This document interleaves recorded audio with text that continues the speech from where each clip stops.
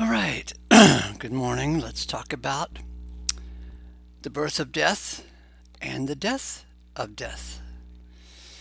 God promises the birth of death in Genesis 3:16. God promises the birth of death in Genesis 3:16. However, God promises the death of death in 1 Corinthians 15:26. Adam gave us the birth of death. Thanks, pal. You really thought that one through, didn't you? Christ and his cross gave us the death of death, the first fruit of them that repose, a down payment, if you will.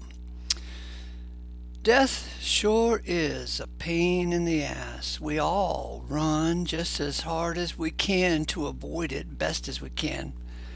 It shapes us and molds us and grieves us and pisses on us. We can't even think straight because death is working in us, says Paul. And we spot believers because they think differently.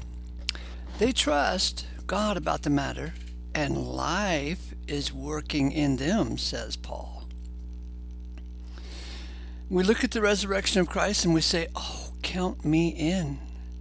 We look at the resurrection of Christ and we say, oh, I get it now. We look at the resurrection of Christ and say, why, it's a marvelous plan. And little by little, things begin to change. Motives change, hearts change, reasons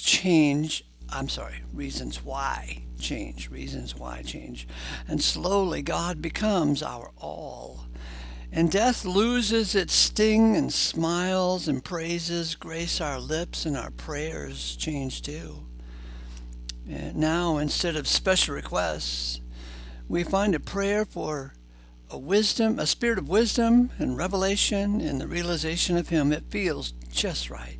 See Ephesians chapter 1. I think it's verse 16 is where it starts. Really, now, what more could we ask for than a spirit of wisdom and revelation in the realization of Him? Think about that. What more could we ask for than a spirit of wisdom and revelation in the realization of Him? Really.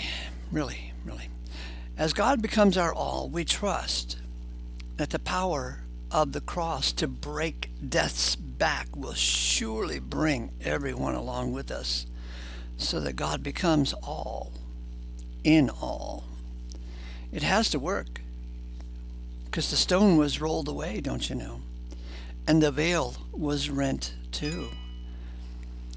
And it's totally unbelievable, yet we believe. What a day. Grace to you.